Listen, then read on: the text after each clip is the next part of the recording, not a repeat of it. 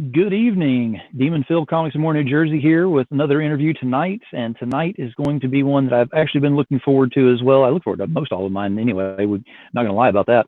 But this one has a little more meaning to it. And we'll get into that whenever I bring my guest out here. But right now, we're going to go ahead and wait just a little bit, give it a minute or two here to go ahead and get some more people on board.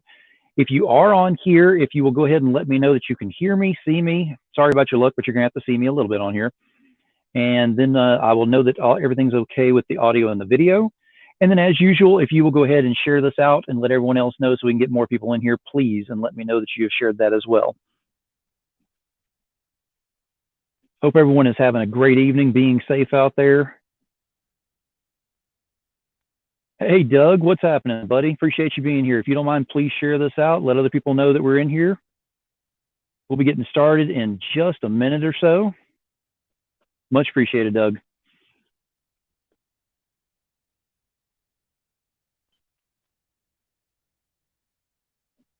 Got a couple more people that have trickled in here. I think they're not commenting just yet because they're probably in the process of sharing. I'm hoping. That's usually what happens in here.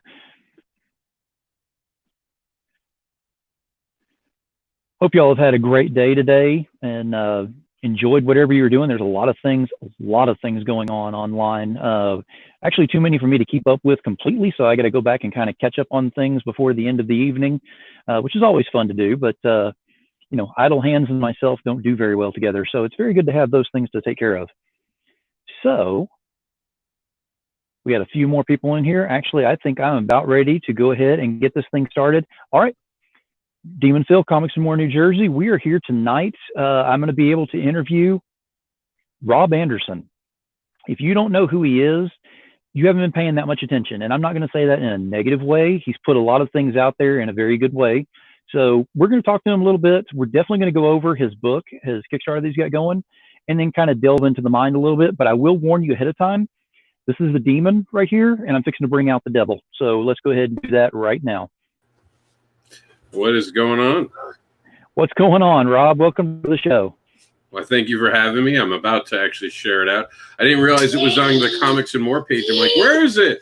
And I found it down. Well, I got to rep the brand a little bit. Makes sense. Makes sense. And you guys are here in the background sound. It's like being at a con. One child exactly sounds like you're at a Comic-Con. You're welcome, guys.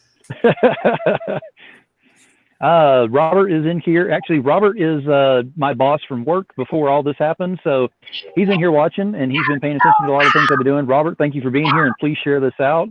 And then I've got Larry is in here and yells out Andersin. So Larry Patrick Higgins. What's going on, everybody? How's everyone doing tonight? All right, let me go ahead and take this off right now so you can see who I've got on here. And I was going to go ahead and bring up as well because I wanted to know how you wanted to have that brought up, but you've got the Comics Advocate, so it is no longer the other name that was on there. We have officially changed it to the Comics Advocate, and I like the way that you're doing that. We've explained the reasons in private, and I'm sure that'll be coming out a lot more as we go along throughout things as well. So first off, we'll go ahead and jump into this, and for those of you who don't know who this is, Rob, if you'll go ahead and say who you are, where we can find you, what you do. Well, I'm a comics advocate, and what that means is that I advocate for comic books because I love them, and I advocate for the creators behind the comic books, and I do that with a great site called Comic Book Advocates, and it's all about giving creators the spotlight they deserve. There are so many other sites that say they're about comic books, but they're just about Marvel and DC. We all needed a place that loved all comics, including the ones made by independent creators and underground creators alike. We also have a special site that we're breaking just for underground comics because sometimes underground comics have a rating issue and people are afraid to mix them in with regular independent creator books. So we're going to take care of you. Don't worry, underground people. I understand. Trust me, I make a book about fetish. As a matter of fact, I'm known as the underground comics devil, and that's comics with an X. And you can find my books about fetish, monsters, and more at writtensinscomics.com. And you can find anything about the devil and keep up with my tales at mrandersin.com. And there you go. And all of this information will be attached to here whenever we're done as well. So you don't have to be taking notes while we're going along. But that's just kind of giving you in a nutshell who he is and where you can find him and now what he's doing. Now, he's bringing up a few points on here, and I've got a few things I want to go over. And number one, I want to go ahead and point this out right now. Rob, do I work for you? I don't think so. I mean, people accuse me of owning the entire internet at times, so I don't think directly. Maybe as a side thing, and I haven't been made aware yet. And the reason I point that out is because this that I'm about to do on here, I actually did a review on the book that he's got on Kickstarter as well, which we'll be getting into. He was gracious enough to go ahead and give me a copy of it before it's even available. But the information needed to come out, and we'll be getting into that. I promise you. I love the tease factor on here, so I'm just going to, drag you along a little bit longer on this. So, yes, Lewis, Phil Locklear, and he is no longer known as that. He is the comics advocate. So we got to start saying that. It's throwing me off a little bit too. And he said, "What a pair! I'm afraid." Oh yeah, be very afraid. So you touched on the comics advocate. I will say that I have actually been on your show a few times, done a few things on there. I have been in the audience many times as, just a guest in there in the audience, just taking part of the panels and whatnot. You've done a lot, and you've done a lot since all of this has happened with the current situations and all. But you've done more panels and more interviews and everything. Tell us a little bit about what you're doing to kind of get the word out and get people out there in front through your channel on that. No, I mean, it just came down to this idea. It all started with GarageCon, and it was, hey, what do we do? Emerald City just got canceled, and it looks like everything's about to go south. What can we do to keep people calm and show them that comic books aren't going away? Because everyone was afraid that, oh, well, without cons, what'll happen? And I was like, well, we just give them what they want. We talk about comic books. I know people are tight on money. Let's not make it about selling things. Let's make it about educating people. Let's entertain them. Because realistically, as comic book creators, we are entertainers. That's what we do. That's what our comic books are meant to do. If your book's not meant to entertain someone, then you're writing a biographical, book or stereo instructions. Otherwise, we are entertainers. So we amped up our shows. We took we took what we did a panel every so often, or the panels we would do, and we started doing them at 4 p.m. every day. Now, this is important. The reason we do it every day at 4 p.m. is it gives gives people somewhere to be. And that's so important right now, even for me, knowing that I have to do this at 4 p.m. every day, it gives me something to work towards. We need that. We just need that kind of structure. And I know a lot of people are like, you know what, your show is really helping me just because I know it's going to be on. And there's something stable in my life. Because right now, things aren't that stable anymore, are they? And they're downright scary at times if we start losing track of time and start not knowing what day it is. But now people know what day it is because I tell them what day it is. We're doing all these programs. Brian K. Morris, part of our advocating network, he's on every day at 10 a.m. That's something I'm sharing. We're talking about it, And you got Indy Volt, who's been doing more shows as well. So it's not just me. It's a lot of creators have come up and been like, well, guess what? Marvel put their pencils down. DC didn't. DC's still creating. Credit to them. But independent creators never stopped. Underground creators didn't even take a pause. We have been working through this. And yeah, for some of us, I have friends who are facing possible bankruptcy now. I have friends suffering under this because how do you prove what you would have made this year? You know what I mean? Like they don't give unemployment to what is considered contractors and independent. I forgot what they call it. There's contractors, self-employed. Yeah. Yeah. They don't always give workers' comp. What is that big thing everyone's filing for right now? Unemployment. Not everyone's going to get an unemployment check who's a creator.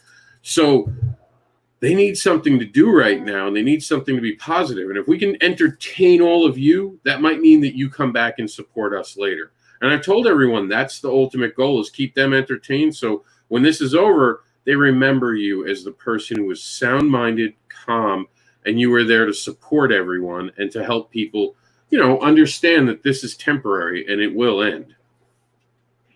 And that's great that you're doing that with the show and everything. I'm going to go a step further because you've actually been doing every single day since quarantine has started on there. You've had quarantine day, and I think we're on 51.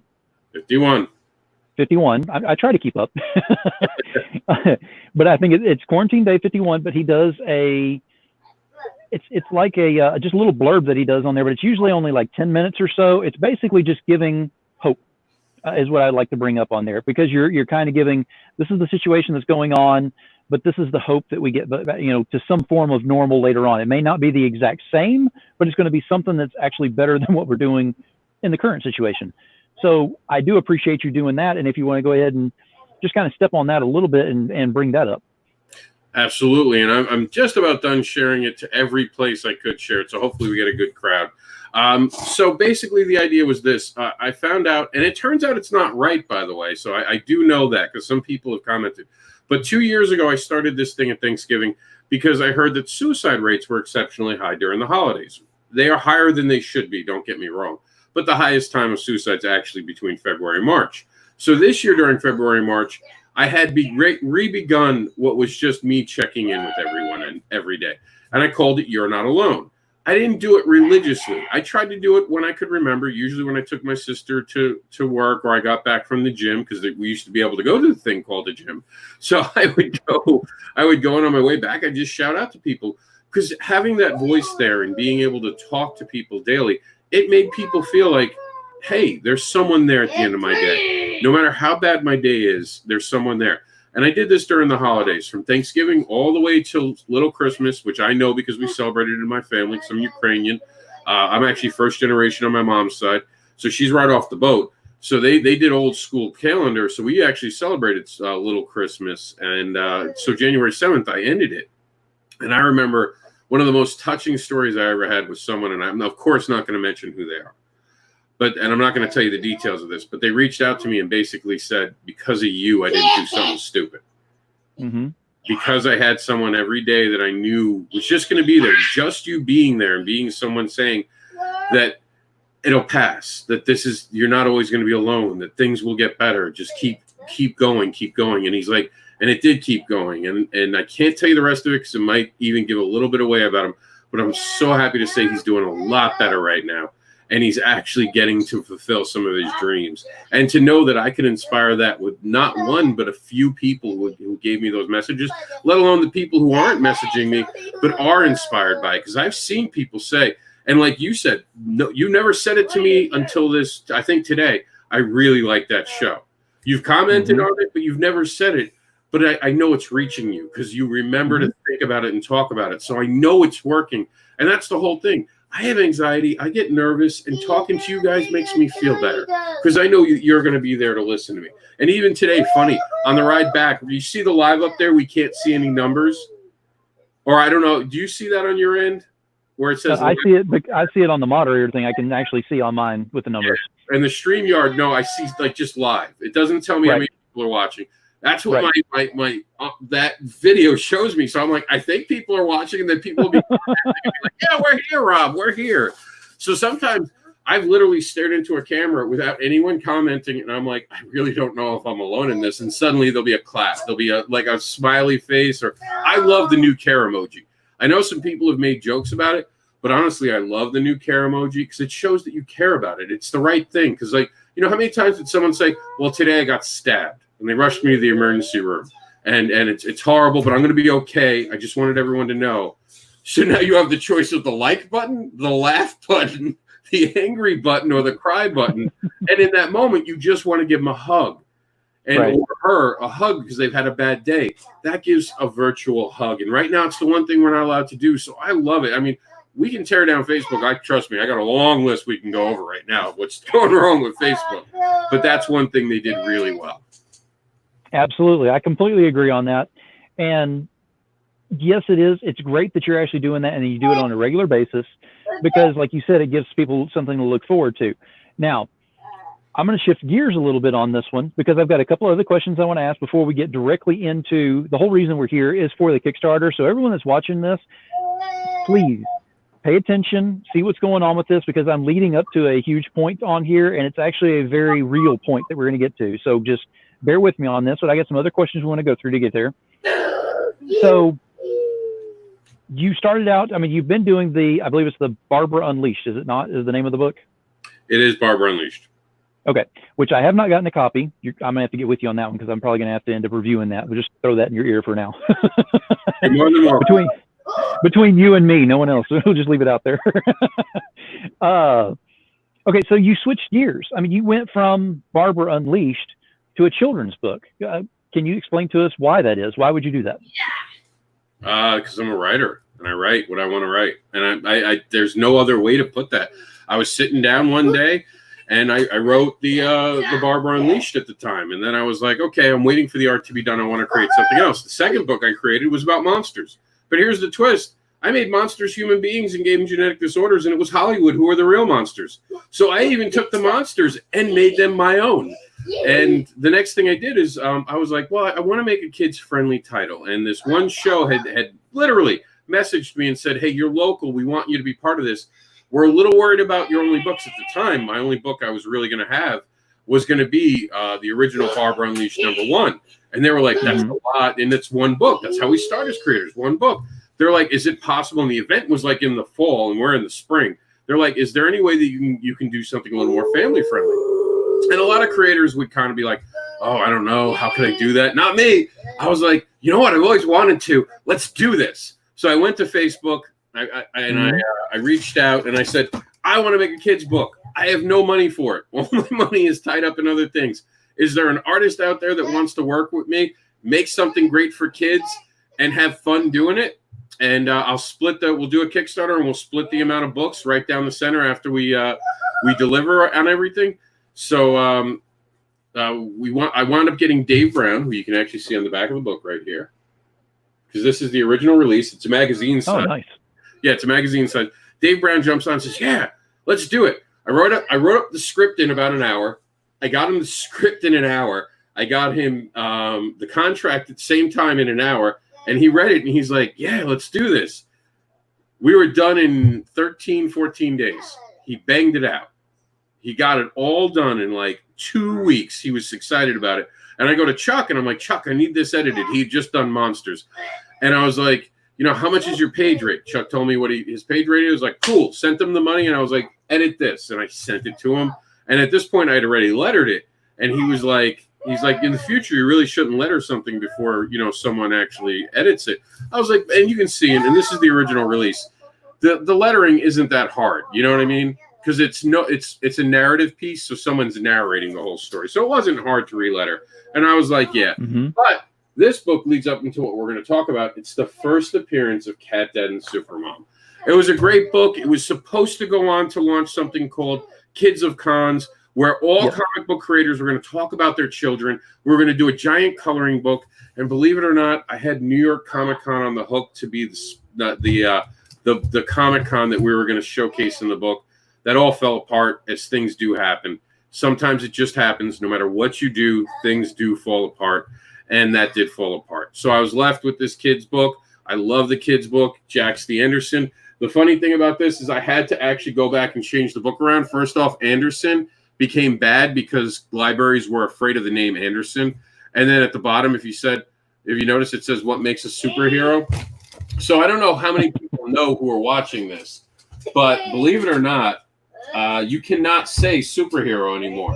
It's owned by Marvel and DC now. Did you know that? Yeah. Really? Yeah. No. Yeah.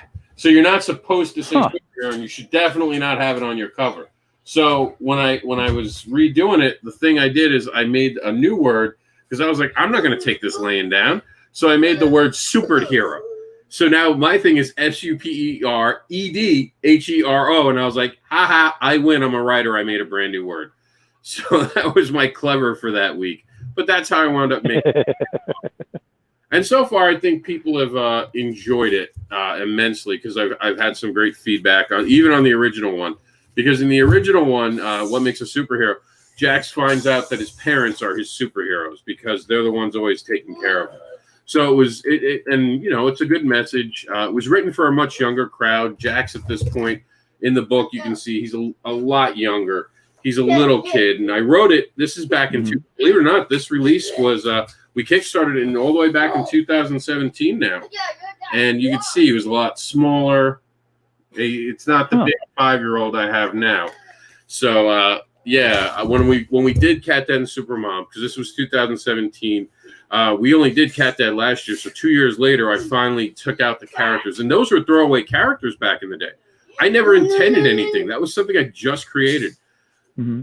But I'm a writer. I never forget what I create. And later on, I'll tell you how we came up with the villain, and you'll laugh your cheeks off, because it's actually a really funny story. Because it was about one of my videos and me kind of taunting people. So, but that's how I wound up getting to be a kids writer, just because I always wanted to be.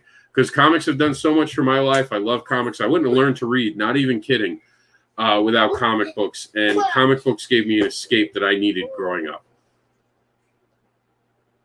And that's great. That really is. And you've talked about the CatDad and Supermom, and talking about this is basically their first appearance. So if you're if you're collecting books based on first appearance type things, then that's your book you want to get right there. That's a key issue right there.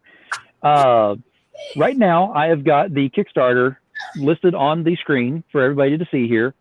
So now we're going to go ahead and talk about the Kickstarter, because this is the whole reason that I wanted to go ahead and get the group here tonight, get you on here tonight, and express this, because this book needs to be in every home. I cannot stress that enough, and we're going to explain why here very shortly. Now, if you'll go ahead and tell us, kind of give us a synopsis of what it's about, without giving it away, of course, and then tell us how many days we have left on the Kickstarter, and that kind of information. CatDad and Supermom is a tale about a young boy's imagination and how he uses it to overcome things that go wrong in everyday life. In this particular issue, he encounters a scenario with bullying. We always talk about bullying as I got bullied, or I know someone who was a bully. We never talk about it when we see a bully. What do you do then? We're not educating anyone. Even as grown-ups, we don't know exactly what we're supposed to do. I wanted to tackle that. And I wanted to tackle it in a way that made sense to everybody. We went into this, and I hope Phil agrees with this, with the idea that parents had to read this. So I wasn't writing for a kid. I was writing for a family. So I wanted everyone to be invited. I know Seventh Heaven hasn't aged well because of the actor involved, but there was a time where that was considered a very moral show, and it was something the family could do together. Fast forward to 2019, when we were doing this for its beta release, there wasn't a lot of content a family could sit down and enjoy together. We had lost that. We had lost that ability to connect with our children and actually enjoy reading something. I'm a parent right now. I read things to the boy all the time. I think most of it's dribble and drive. Like there's no content in there other than very simplistic moral messages. I wanted to take it to a level where there could be a conversation after the book for the family. They could explain it. I finish a full story. We introduce a lunch lady who gets bullied by Jax's friends. And he has to then determine, when a principal asks him, well, Jax, what just happened? Does Jax become a rat? Does he rat people out? And there's even a moment where you kind of find out that sometimes as parents, we say things in front of our kids that they remember, and they start guiding themselves by something that might have just been a joke. So there's a lot that goes into it that's subtly woven in. It's not a preachy book. It's a very honest taking on it. And you even get to see that at certain points, the heroes themselves aren't really being heroes. And I thought that was an interesting twist on the book, to make the heroes still doing their jobs, but you kind of see, well, wait a minute, does a hero always have to throw punches first? And it's not even a very violent tale. So that's it in a nutshell. And there is a funny story about the elephant, but I'll wait until Phil finishes his question. So, yes, I read it, of course, because I like to do my research and everything on there. You touched on one huge thing on there, that this is not a child's book. The reason I brought that up at the very beginning is because I wanted to go ahead and get this point out there. This is a family book. I can definitely see where you did that on there. But also, the lesson that's learned on there about bullying, it's not just about kids. It's also about the perception of what is seen from around you. If you look in the mirror on what you're doing, on how you're treating other people, it really does kind of set that way too. It's geared for younger eyes to be reading this, or to be reading to younger people, but the morals alone are enough to go ahead and go to everybody anyway. So it definitely works on both aspects there. As far as I'm concerned, it's an all ages book. Oh, I call it an all readers book, because I've had adults who sat down and read it and were like, oh my God, this is really good. Like, this is better than actually, there's the actual promotional material. I'm moving it out of the way so I can see what my son's doing. But it's written and drawn, especially the drawing, where He Almost Sinned did an amazing job of bringing this amazing story to life. And I mean, it's beautiful. I mean, look at that art. That art, and of course, it does look like Fairly Odd Parents, because he's a huge fan of Fairly Odd Parents, and I was okay with going with that art style. Yes, that's based on me. If only I was in that good of shape, but he gave me the big orange beard. And for those who have seen Jax in real life, you might notice that he looks very contrastically different than he does it. Like the face features are kind of Jax, but like hair color and eye color were altered on purpose because of the day and age we live in. My family had asked that there be a difference between his fictional whereabouts and his real life look. So he's never going to look exactly like it. And even in the promotional material, I won't use anything for the last 2 years. Everything is from years ago, so he does not look exactly like it. Because the times we live in. And if you want, there's an easier link, CatDad and Supermom. I put it in the chat room. If you want to put that up instead, we used our site, CatDadandSupermom.com. Very easy to get to our Kickstarter. Well, actually, we have got Robert Gregory went ahead and put that up in here for us as well. Well, that's who I am. I'm Robert Gregory. There we go. I don't know if Phil knows that. That's my my alter ego to write kids' books. Because of the fetish book, I was told early on in my career, you had to separate the two. For a while, I took some people's advice that said I should act like I'm two different people. It just confused the hell out of people and actually made some people feel betrayed that I was trying to hide what I was doing. And I didn't like that. I'm not a hider. I am who I am. And I embraced it. And I said, look, here's the honest truth. I don't want a 10-year-old Googling Rob Andersin and finding the fetish book. They're too young. So they need to, when they Google Robert Gregory, they'll find something different. And they're going to find CatDad and Supermom. And that was the point. It's a deliberate misdirect for younger audiences. Exactly. Now, how many days do we have left on the Kickstarter? Do we know? 7. 7 days left. 7 days. Okay. So 7 days left on there. So that brings up my next point, and this is huge. Rob, I know you and I share the exact same sentiments on this. We've actually discussed this a lot more here lately in comments, kind of going back and forth, which is really great. But whenever you're supporting something, support does not always mean money. Support does not always mean just digging into your billfold and coming out and paying for something, especially if you don't have it. You can't financially support if you don't have it. However, it costs nothing to go ahead and use that finger to go ahead and hit that share button and get this out there to more people so that you can find people who can financially support this. So the point is, we're looking at something that needs to be in every home. So how do we go about doing that? Not everybody can afford it, of course. We're not going to be able to force it on everybody. I know this. However, there's going to be people who could use this more than others, and they may not be directly involved in the community. So it's a matter of sharing this out to as many people as you possibly can to go ahead and get that group of people, or just a few people who need this in their lives, and they can get a hold of it. So what I would like to say is, Rob, how do you go about presenting that on your end about how important it is to share rather than just to purchase directly? Sharing, I don't know if a lot of people realize this, but we get judged by an algorithm system now on Facebook. And when we try to share and talk about things, it's actually held against us, believe it or not. As contrary as that sounds, because it's a social media platform, they hold things against that. I do a lot to share a lot of other people's stuff. And I do get them a bigger presence. I often get penalized for that because I'm sharing too many things. I see something that's cool, I hit share. So when I go to share something like mine, project, I get less of a following because they're suppressing it, because their imaginary bots, not imaginary, but the code bots, I should say, have determined that I am just sharing anything and I have no taste or whatever it decides about me. So when you share it, you give me a boost and suddenly it becomes more relevant. And they're like, well, wait, he's not just sharing it, but that person's sharing it, and that person's sharing it, and that person's sharing it.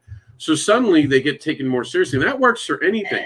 Sharing is about reach. And I don't know if you know this, Phil, but on my Kickstarters, any Kickstarter I'm part of the team, I always require when we Kickstart that there be a reward for a single $1. So if you back me for $1, you get a 2-page preview, the first work me and Rahel did for each other. And we just did this 2-page just to work with each other because we were both bored in the middle of something, in the middle of summer. And he's like, I'd like to work with you. I was like, cool. Do you have anything you want to work on? He's like, I don't know. What do you create? I told him everything. I sent him my whole catalog. He came back to me and he was like, what's this? And I explained to him what it was going to be. And he's like, have you ever thought about going back and working on it? I was like, well, I'd like to bring CatDad and Supermom back up into this thing. I like the idea I came up with. We can't keep going with the series because it's dead in tracks, but I have the rights to continue to write this any way I want because it's my character in the contract. And it always reverted back to me no matter what, because it's about my son. I'll never sell away the rights. No one will ever get full control. And if it's about my son, it has to be high quality and it has to be controlled by me to make sure it's done right. So with that in mind, I want to make sure that everyone who has it gets quality. And that story was quality because it inspired him to come up with what becomes the new CatDad and Supermom look. You can see Supermom getting wrapped around with her by the cape. But that was what it became. It became about that and giving you guys great materials. So for $1, you get a 2-page thing. And here's something I don't see any other campaign doing right now, but I think more should consider it. For $2, you get the PDF. Because I know things are tough right now. I know it. I hear you. I see it. I feel it. I've been stuck inside for 51 days. I actually do listen to all the stay at home. I don't break the rules. Me and Jax don't go more than a mile away from our house for the last 50 days, except to pay rent. That's the one big trip we've had in the 50 days. We've gone to pay rent twice. So I get it, guys. I'm a mile or two away from my house all the time. So I understand there's no money being made when you're so close to home unless you're playing scratch-offs. So for $2, you get the digital copy. For $3, you get the digital copy and you get Jax the Andersin, the news story involved in that as well. So now you're going to get all the stories, the original Jax the Andersin and now Jax, no Andersin, and it's what makes a superhero. So it's there. It's for you guys to have just for $3. And I did that on purpose. And for $5, we're going to give you all what I just mentioned, some outtake photos and a script. So you can actually see a script that we've written and we've worked off of. So, that's just for the first $5. There are other reward levels because I get it. I understand it. And I'm never going to ask you guys to go broke supporting me. But even $1, you send a message that you believe in something I'm doing. All the people who follow you on Kickstarter get that message. And if you share that directly from Kickstarter to Facebook, they're like, well, this came from Kickstarter. They must have backed it. So if John thinks that this is great, if Cynthia backed it, then I should be backing it too. And that's why sharing is so important. You don't realize it, but you're putting a stamp of approval on something the minute you share it and you help someone gain a bigger reach and you're helping them create something that's powerful and moving. And trust me, we never forget those who help us. And I'm always trying to do something for the backers, especially if you've ever backed before. I try to do things. I try to give like maybe a sticker for certain people, especially for the higher tiers. We added this book for free for anyone who's backing it for more than 15 or more. I think 20 or more is where it kicks in. But if you want the original book, it's a 24-page book. 20 or 24. I forgot which one because one is bigger than the other. But either way, you get that for $2. This entire magazine thing now is for $2. And if you back it at 20, it's free. That's it. Any reward level 20 or more, we just slip it in. Sign it, slip it in, it's yours. And see, that's great because you're talking about, the different level tiers you have on there, and you've got it broken down enough to where even if you can come in and you can share and you can drop $1 into there, at least they're going to be part of what's making this come to fruition, come to life here. Because again, we need to make this come to actual where it needs to be born and actually to put out there to where everybody can have it, because it is ready to print, correct? Yeah, it's ready to print. One of the reasons that we came to Kickstarter now with this, we did win an award. We wanted to do an award cover, but we also wanted to help our local printer. Our local printer is having trouble. Like most businesses right now, there's not the same influx of things. I don't have the extra income to just print because we don't know when we're going back to a con. Every book I'm getting right now will probably just sit in my closet. That will be what happens until the cons start again. Maybe I can get them to some. I know there's a couple people who've said when this campaign's over, they'd like it at their stores.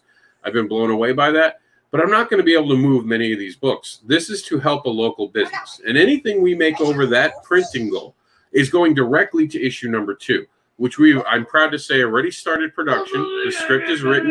It's in Chuck's hand to give it the go-ahead because Chuck's also a co-creator. I did something no one ever does. I promoted the editor on the book to a co-creator because I thought he passed the threshold of just being an editor, and he had actually begun to alter the story. He was so involved that the DNA of the story would be permanently compromised, and his DNA would be in it. and it was compromised in the best way ever by a passionate creator who loves what they're doing. Same thing with Raheel. Raheel, you don't build art like this. You don't build art like that and don't get called a co-creator.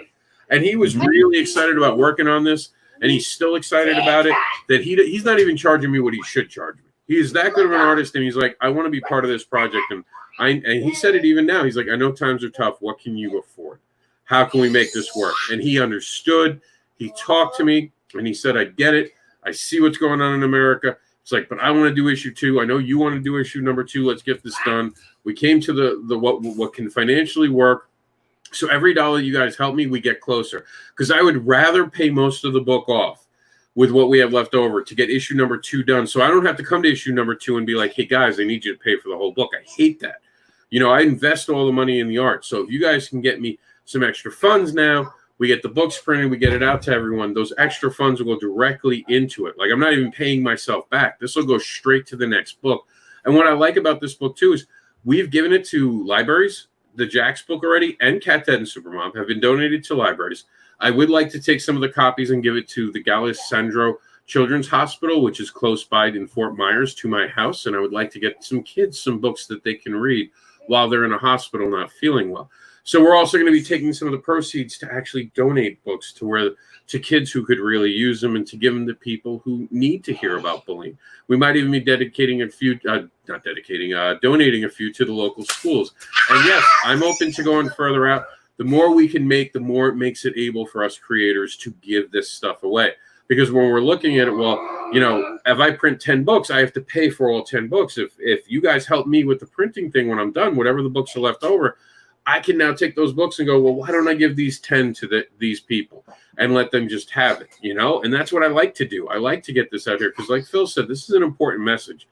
And I got bullied. I was a small kid. I know it's hard to believe, the big beard now going on. Like, I do not look I did not look like someone who got bullied now. And everyone says that to me. And I said, yeah, because I got bullied. I went to the gym. I worked out a lot, so I'd never get bullied again.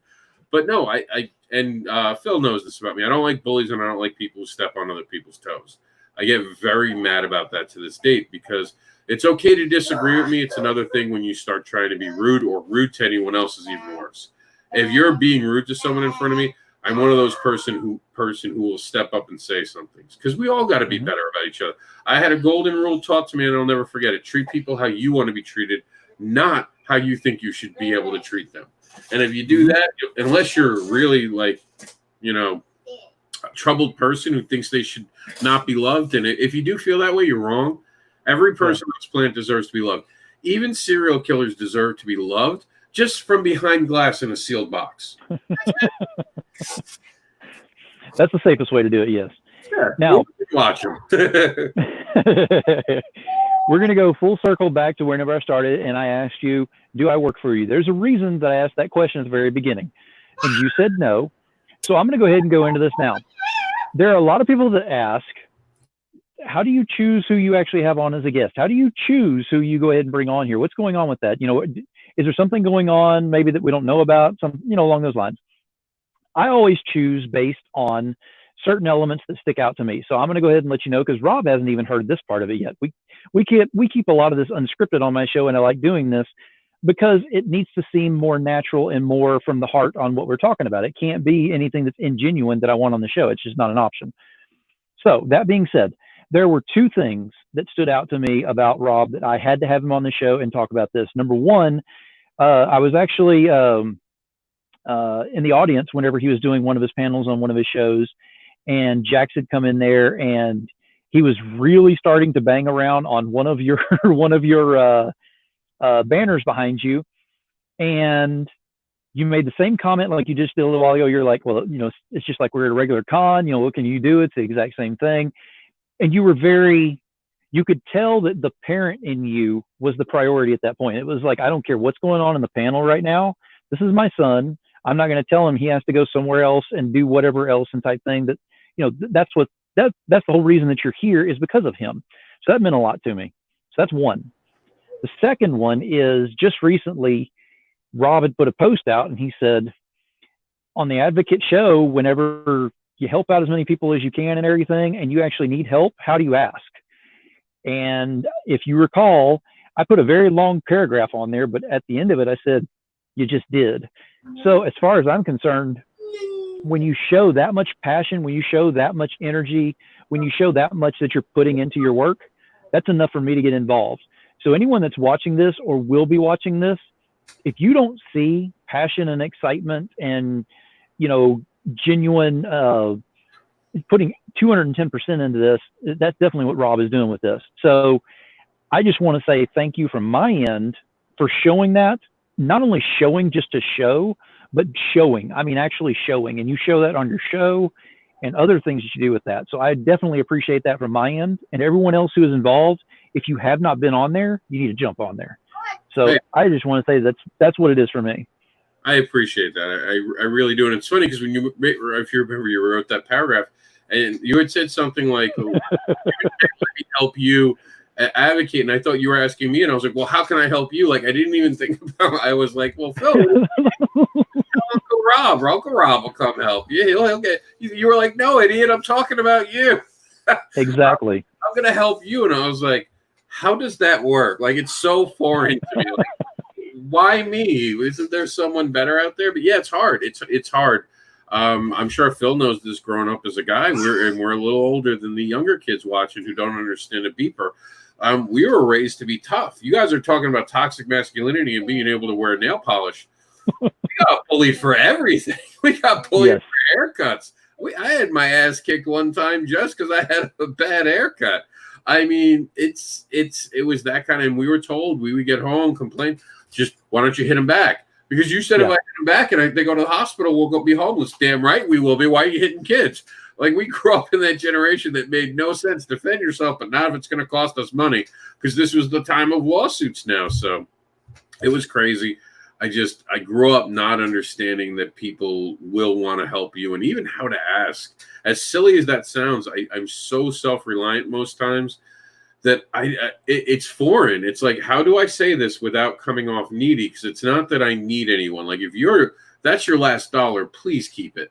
I don't need it that way. I just believe, like, in my bones, in my core, in my DNA, I know this story matters. I've had kids crying at my table and they wanted to hug me.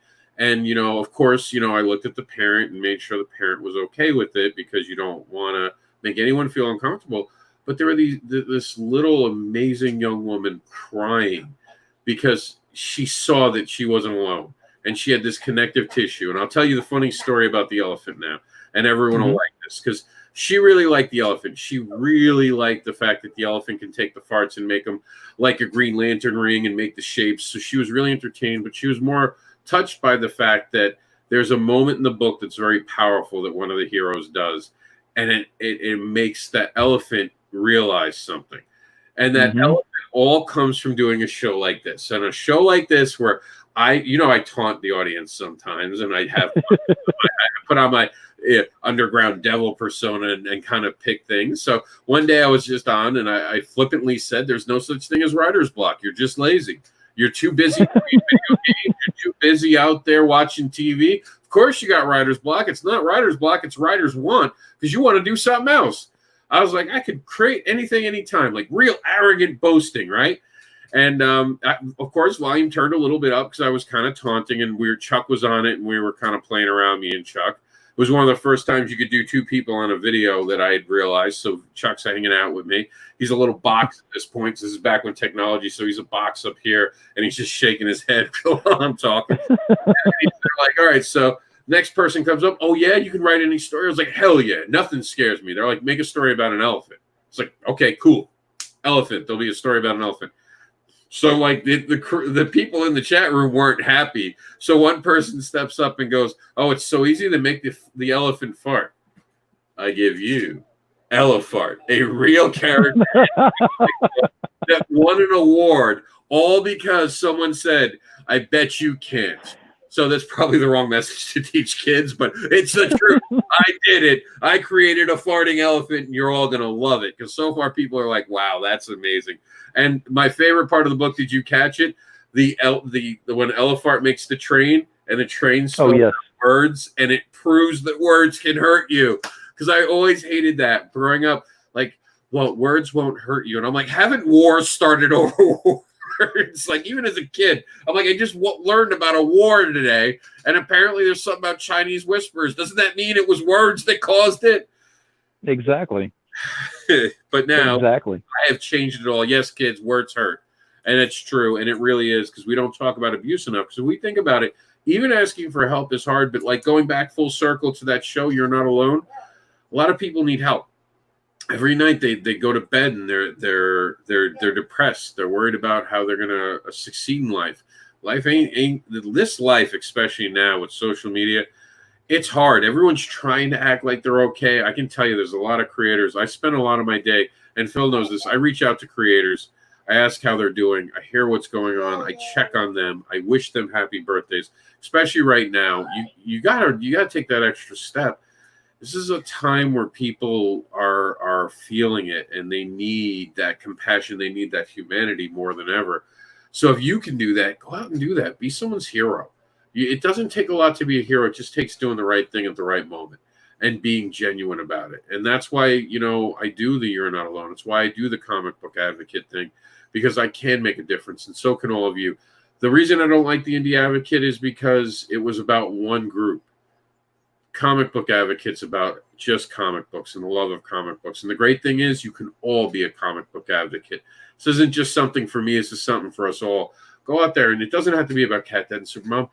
It could be about Phil's upcoming book when finally Phil writes the book and gets it done and stops talking about it. We could all have a review of his book, and you can do that. It could be about sharing a show like this that helps create promoters. It could be the Fire Bitch, which I still think would have been better if there was a dog on the show. I was so disappointed when Fire Bitch was a human being. I was expecting a dog on fire. I was let down.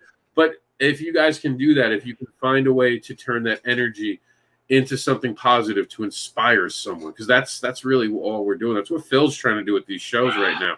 He wants to inspire you, whether it be to join a fandom or to be a person who shares something with another person that makes them feel better about life. I can't tell you how much comics have saved me, especially when I was younger, because I could escape into a world. And to this date, seeing what some of these independent creators come up with, some of these ideas that I get to showcase on our show, Kickstarter Pause, it's amazing. It's amazing how the human spirit has not even been at all the only thing that's happened to the human spirit over those last couple of months is it misses the interaction with other people. Creativity is still where it's always been. People are starting to chill and relax and realizing maybe we should be better to each other. And you're seeing it, because now there are people who are just acting like real a-holes, and other people are like, what's up with that one? Why is he acting like that? People are finally getting it, because we're at this time where we all need to support each other more than ever, because the one thing we always took for granted, it's been taken from us. And we realize that we can't hug anyone. We can't just randomly go up and give someone we care about a hug. I saw a friend I hadn't seen in over a month, and I know you're not supposed to, but I was so happy to see my friend. I just hugged him. I genuinely just went up, gave him a big bear hug, and I was like, sorry. And he was like, no, you're good. And it was just that missing of that interaction. And, it didn't hurt that he's cute. So, but no, it was missing that. And, and being able to tell this story that is beautiful. And I know it's beautiful. And it was one of those things. This is our third time on Kickstarter with this particular book. And we failed the first two times, because I didn't do it my way. I listened to other people. I hid who I was. And this time I promised myself I was just going to show who I am. There's going to be no persona. Like the Underground Devil, that's really a part of who I am, but it's that part of me turned up. It's that sarcasm. It's that smart ass. That's all the way the volume up. But there is, and people have said it, and the people who know me the best were like, I can't believe you showed everyone in public who you really are. And they're like, that's a person. Like the video I did, a lot of my friends, when I got it tested first, were like, wow, that was like, I didn't know you had that gear to be that vulnerable. Yeah. And it wasn't an act. And a lot of people said, you can tell you're not acting. You just were honest and like really painfully honest in a way that was inspiring. And I was like, honestly, I dropped the bullshit. I dropped it all, and I just got down to the point. And I thought about how much I love my son, and I thought about how much this can help someone who feels bullied. And I remembered the moments of me feeling bullied in my life and feeling so alone. And I realized that this book needs to get a wider berth and a wider audience. And I was like, I have to not sell this. It's bigger than selling it. I have to make people believe. And if I can make people believe, then maybe we can make the world a better place, one step at a time, one story at a time. I mean, you think about it, the X-Men changed the world.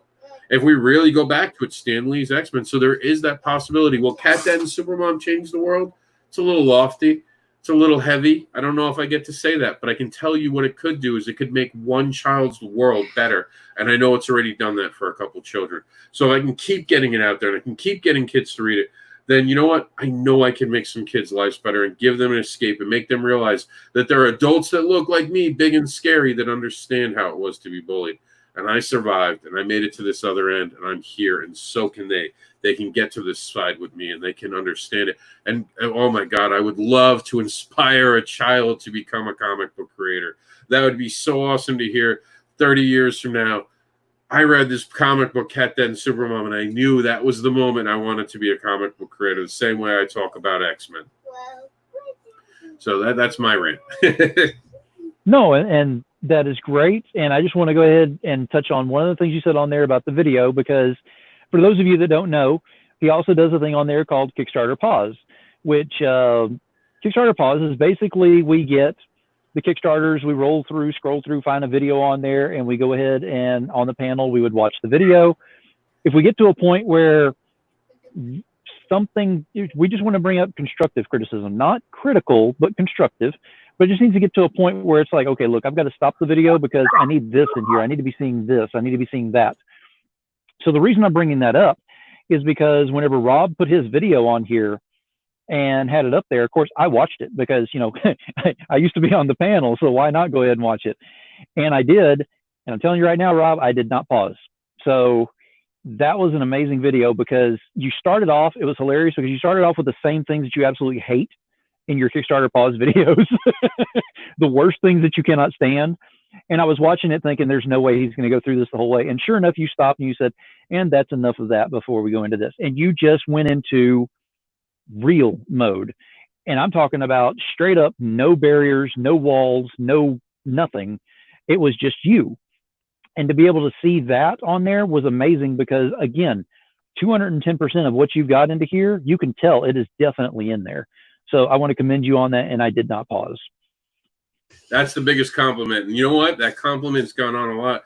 I saw 72% not pausing on that video. I was blown away.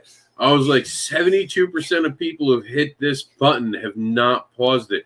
The biggest number I ever had before that was 62%. So people, and I've had people reach out to me, and some have said, look, I'm really sorry. I don't have a lot of money right now. I would back the book. And I've told them, don't you worry about it. You know, just you telling me that matters. And they're like, well, I shared it and I gave $1. And between me and you, I kept their names on the side and they're getting the bigger package, the bigger PDF package. And if I ever run into them in real life, I will hand them a book because at that point, they don't realize how much that matters to me. The fact that they were so inspired and they came to me humbly, like they had to apologize. How ridiculous is that? No one has to apologize for not having money right now. It's not their fault. The world is upside down right now. It's not your fault. You're going to get through this. I know you are. Just relax. Don't worry about it. $1 if you can get in. If you can't, like Phil said, a share is golden. A share is definitely worth all the money in the world. And, you know, if you guys want to read the Jack's book, you know, and you don't have any money, I'll give you the Jack's book for free. Just for actually sharing it. I'm a big fan of just give people something because people who showing that they care by sharing, because I mean, that's on your feed. Now you have to be associated with me. That deserves something, right? Well, I mean, it was just a matter of time before the devil and demon got on here on the same show, you know, with this kind of thing. So and it's now I just want to address what's that? Talking about feelings and not making fun of someone. It feels off. Exactly. But hey, you got to be different. You know, I can be anybody I want to be. I just want to be myself. You can be yourself, and we can have some fun on here. And if it goes into more darker territory on there, I'm going to have another show that's starting up on Saturdays that we can go into that. I'm down for that. That is. I will definitely let you know. Yes. Let's go ahead and address the comments real quick because we had a few of them that come up here. So I've got Dina Brown came in here. Thank you, Dina, for coming in here. Actually, I'm sorry, Nina, because I call her Nina because she loves being called that because I mispronounced her name one time and it's just stuck. That is amazing. It's a depressed world we're living in right now. And yes, that is absolutely true because whenever we were talking about, you know, how we were giving hope and you said you were giving hope on your end and that you see that I'm doing that on my end. And it's just something that we have to do because of things that are going on. Now, bringing that up, does that mean we have to actually change what we're doing whenever everything goes back to whatever it's going to go back to out there? On my end, I'm going to tell you right now, absolutely not. I'm not going to stop what I'm doing. I'm not going to stop giving hope because this has shown me that I can be a better human and there are better ways of making people understand that they can be better human beings out of this. Absolutely.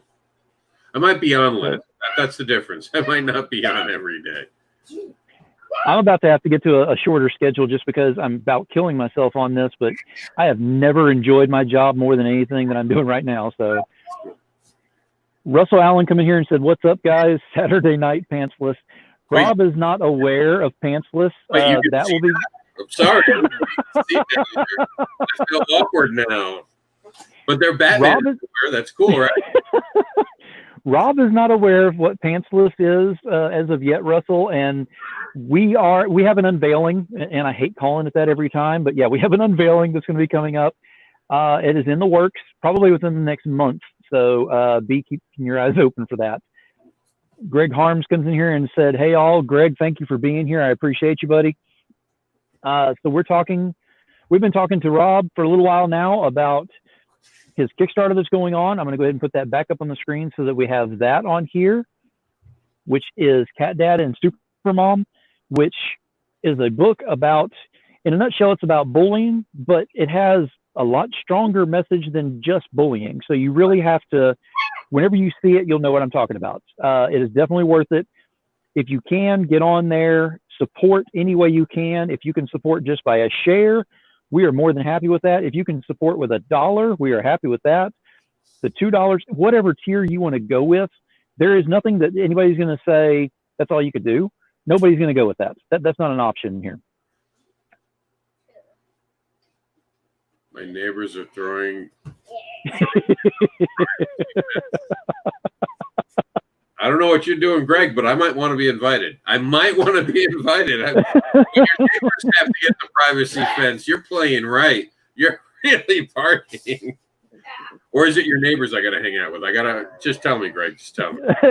It's one side of the fence or the other. One side of the fence. Just put it that way.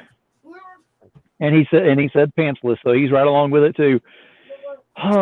Yeah, what I'm about to start is probably going to start a whole new revolution, and yeah, it's going to be interesting. I'm all for not wearing pants, especially if you're a woman. You know what? I've always been for free the nipple. I'm just saying, putting it out there. I'm fine with that. Absolutely, women, get naked. I support you 100% to be naked. And here is the devil. You can't keep him out. He's going to pop out eventually. Yeah, we couldn't keep it quiet for the entire thing. I mean, I was doing pretty good for the entire time without having the demon and the devil just running wild on here. Someone brought a pant. It's not my fault. They invited it. They asked for it. I'm just obliging the commenters. I'm here for you commenters. If you have not gone to his shows, you need to go to Comics Advocate. We will have the links and everything on here as well. Whenever we're done, we'll put them in the comments. And yeah, you've got to go over and see the shows. Got a variation of all kinds of commentary in there. I mean, we're talking about panels on every subject. I've seen stuff that's not even exactly comic centric. So there's been other things that have been involved in there too, which has been great. Yeah, and we're constantly coming up with new ideas. And if you guys want to be part of it, if you're a creator, you want to ask a question, come ask a question. You want to be part of it as a creator, come sit down. I mean, just this week coming up, we're going to have the logistics of conning around the world. How do you actually afford to go from Comic-Con to Comic-Con? We're going to have Kickstarter interest. How do you get Kickstarter interest? Kind of what we're talking about. How do you actually get someone who's never met you interested in something you just created? And how do you convince them it's coming and your name's not someone who doesn't deliver? Because there's some people like that. How do you get them to believe in you? So a lot of times that's what this is. It's about believing.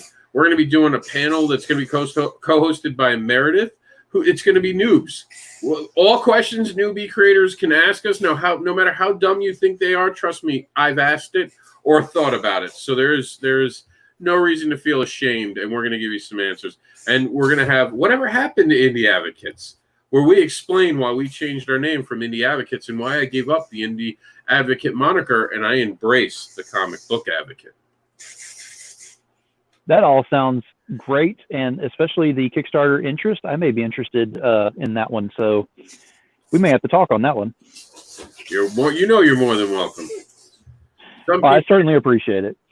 Well, I mean, you've actually, I will let everyone know that does not know, Rob kind of gave me a chance to go on to there just simply because I'm not an artist. I can't draw a stick figure that looks, somewhat decent to save my life.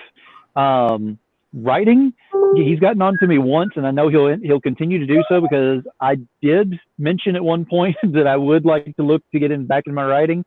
So people are starting to get on to me about that, and I do appreciate it, actually, because it is pushing me into that way. I've just got to get on to more of a set schedule with all of the interviews and the reviews and all. We'll get there. But he's bringing me on as a fan, with a fan's point of view, because I'm hoping that he actually sees that I have some validity to what I'm talking about on there, because he keeps asking me back. So well, obviously he's seeing something. First time we invited you was because fans matter to me. More than I think most creators, I respect fans like you wouldn't believe. I talk to fans at shows just to talk to them and not sell my book. I've literally had someone look at me and go, "Are you going to tell me about your books?" And I was like, "Oh, you want to hear about them?" I was like, honestly, I was just talking to you. He's like, "I know, but I want to know about your books now." That's just the type of guy I am. I ask people all different questions, and I love that energy. And you have an energy. There's something about you that's inquisitive, that's intelligent, and you want to have a conversation. And I enjoy someone being around that's that way. It's easier to have a conversation than the people who the biggest problem I have with people are the people who are pompous, and you are not pompous. You are no. You give an opinion. I mean, I have friends who give long-winded Kevin Smith answers, and I'll take them any day over a pompous person. And speaking of taking people, do you mind if I read some comments from my watch party? I just want to acknowledge. Oh, absolutely.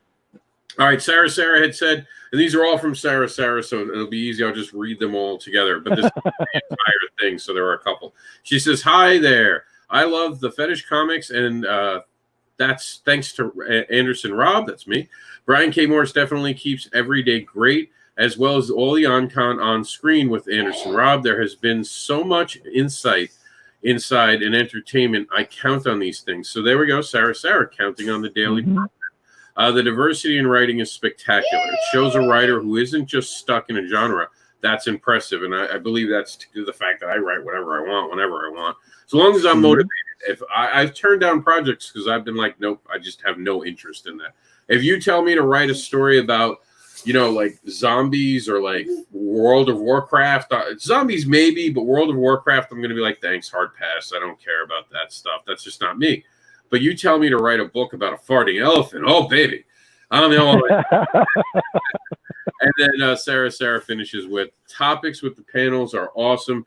There's one silver lining. That's the one silver lining of the quarantine. And what people don't understand, and Phil knows this, before we go on, I'm like, unless it's a project like when you're talking about how to get someone to be interested in a Kickstarter, we have to talk about the quarantine because we want them to have that information. But 90% of our panels are meant to film today, watch in a year from now, watch in 6 months. We want to give content that can be not only recycled, but be relevant. So if we spend a 90-minute panel talking about a quarantine, that there's hopefully a cure coming. We're all knocking on wood that these new treatments are really... we're all hoping that there's a real cure in the works, and we really hope that we're going to get a vaccine and this is all going to be gone. So imagine 6 months from now going back and watching a show that just talked about us being afraid of this virus that we beat. Come on. It's like when we talk about the Spanish flu. Come on, guys. We got over it. It's fine now. And that's how humans are. I mean, if we really looked at all that crazy stuff that happens to us in our lives, we'd be stuck under our bed. There's just something about us that goes, how could it get worse today? We're challenging the world. But that's the human spirit. And that's the beauty of humans. We get back up. We rise back up and we go back out. And we do it for love. We do it for the love of our children. We do it for the love of another person. We do it because we love comic books. There's always something like love driving us. And again, the serial killers do it because they love killing people. But again, if we keep them in glass boxes, they're okay. And that's basically it. Thank you, Sarah, for all the cool comments. And she's a great commenter. Yes. I love having her in there. Yes, thank you, Sarah. Like I said, I don't see all that over here, so I appreciate you bringing that up. And anyone else who's watching the watch party, thank you for being here and watching this and absorbing all the information. And hopefully we're able to not only share this out via the share button, but talk to other people. I mean, get on there and spread the communication about all this. I will say, and like a couple of last things here. Number one, I know that one of your catchphrases / t-shirt is free spanks and hugs. I will say that eventually we're going to get you up here to Jersey, or at least in somewhere up in the area. There you go. And I'm definitely going to get a hug, brother. We can hold off on the spanks, but the hug, definitely. That's okay. I have a sticker for that too now. That is great. You got to think of it all. And definitely, it would be really cool. And Sarah said, "You're welcome." Excellent. Well, before we go ahead and shut it down, I want to go ahead and get any last audible shout-outs that you want to do over on your end, where we can find you, who else you want to shout out about, anything like that. And then we'll have those links put into the comments whenever we're done. Well, of course, Brian K. Morris every morning at 10 a.m. as long as this quarantine goes on. When the quarantine's finally over, mark your calendars. It's Monday and Thursdays at 10 a.m. You can see amazing people like Phil on this channel right here. Are you getting a YouTube together, Phil? I have it on YouTube as well. It's on YouTube as well. So subscribe. Why haven't you guys subscribed to Phil's YouTube? Do it. Just subscribe. If you get him 100 views, he can do a cool vanity URL. So definitely. I am almost 500 followers now. So, or actually, we're just over 500 now. Just over. Actually, we beat 500. Notes from this guy. This guy's doing it better than I am when it comes to YouTube.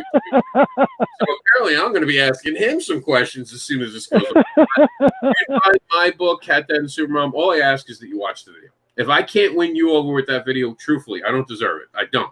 So you watch that video, you think I'm crap, you think it's disgusting, I don't want to bother you again, because that's the best I am right there in that video. If that isn't good enough for you, it never will be. So check that out. You can keep up with the tales of the devil at MrAndersin.com. Please check out Comic Book Advocates. Comic Book Advocates is not just about me. It's about every comic book creator that we feature, every comic book story that we feature. And it'll even feature things that Phil come up with if he ever asks me to put a video on the site. Because I know I'm putting this one on the site.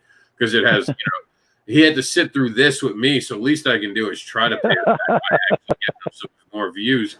But seriously, go to that site, subscribe to it. And right now, we're not spending a lot of time on our site. And it sounds reverse, right? Because everyone's pushing their own stuff. I know you guys are on Facebook. I know that you're staying near your friends. You're commenting. You want to feel that unity thing. So we've put a lot more of our content in something called the OnCon. That's ONCONN. And it's experience, and it's spelt wrong. I know it's spelt wrong. I am dyslexic. I didn't catch it, and the spell check has been acting wonky on Facebook. Thank you, Facebook. So it didn't catch it. So yes, in 20 days when I get to change the name, I'll fix experience. But for now, just do OnCon, and I promise you'll find it. But there's a lot in there. I put Phil's stuff in there. I put anything that I think has a value to you as fans on there. And, we'll continue to do that. And one last thing that you could also check out is the Comics News Wire. We just changed the name with all the rebranding. That has everything coming from our site. So anything directly coming from our site goes directly there on social media. So it's a quick way for you to share things. And Meredith showed up, who's going to have a brand. I just saw that, yes. And Meredith's actually the newest addition. She's actually in the Comic Book Advocates Noob, who's going to go around exploring the world as a creator, as someone who's new, and asking questions and interviewing people. It's going to be interesting because a lot of times when we're interviewing, we're kind of interviewing from a place of knowledge. She's going to be interviewing from a place of, hey, can I ask you a question? I think it's going to be a fantastic series. I look forward to tuning in. And this Friday, we're actually going to have a panel at 4 p.m. Eastern. That's every day this week. There'll be a panel. But specifically on 4 to 8 Eastern, that's where we're going to have the panel with the noobs that we were talking about. It's not even a 101 class. It's a 001 class. That's how noob it is. We're going to answer any question that you guys have, no matter how silly it is, even including How do I pick a screen name? Some people really want to know that. Like, do I use a non-do plume? We'll go over all that stuff. Anything you want, we'll answer it. And that's how you can follow me. I please hope you were at least entertained today. And I hope everyone's doing well. Make sure to wash your hands and just, be a good person to everyone around you. Because right now, people need that support. Do that and show love. And if someone pisses you off on Facebook, just ignore them. Go outside. Go do something else. It's not worth the silly fight. Stay positive, and we'll all rise up past this. Absolutely. And thank you very much for agreeing to be on here, Rob. I certainly appreciate having you on here. Hopefully I can get you back on as a guest again. It doesn't necessarily have to be just whenever you have a project going. Maybe we can do this semi-regular basis or something, just kind of touch base. I'm fine with that. I love to talk, so it's all good. Just give me a topic, and I'm like an old woman. I'll talk about it. I actually grew up, seriously, around old women who called themselves yentas, and it was the best time of my life. Like, I had real-life Golden Girls every night of my life, and I got to hear about them talk about their stories and their life thing. And even as a younger kid, I appreciated the stories that older generation could tell. So now I'm that old generation, so I've got plenty of stories to tell you young people. Just call me the Golden Man.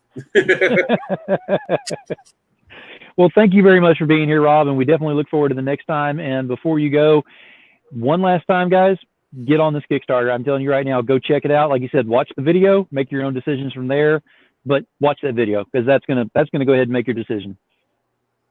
All right. Thank you much, Rob. All right. So we had Rob Andersin on here. We had the demon and the devil together, and we didn't burn the place down, which is kind of interesting and a little terrifying. So I don't know what's going to happen the next time, but hey, we'll save that. I always have a closing statement. This is not going to be any different. So for everyone that's staying here, I'm going to go ahead and go with this. I never have it scripted. I'm just going to let you know right now, I write down things, for questions that I'm going to do to kind of go based off of, but I never, ever write down my closing statement because I always want it to be something that I've learned throughout the interview that's been going on. So the biggest point that I want to bring up on this is how much have you helped somebody here lately? There's a lot of things going on. The current situation and everything that's going on outdoors. How much have you helped somebody? Now, I'm not saying how much have you helped, like, have you given $100 check to, Mrs. Jones down the road just because you want to help somebody? I'm talking about help. I'm talking about, have you reached out to somebody? Have you gone ahead and checked on somebody? Have you looked at somebody's video? Have you shared something? Have you liked something? It's the small things that actually add up. The more that we change those traits within ourselves, the more I'm hoping it's going to be a ripple effect whenever all the smoke clears outside. So how much have you helped somebody? Well, let's go ahead and start with this. You've seen the link on there. Go to it. The link is actually inside the description as well. And then as soon as this is over with, we're going to be hitting the comments with the rest of the places you can find Mr. Andersin and everything he was talking about on there. Let's go help somebody. We can change the world one finger at a time. Demon Phil, Comics and More, New Jersey.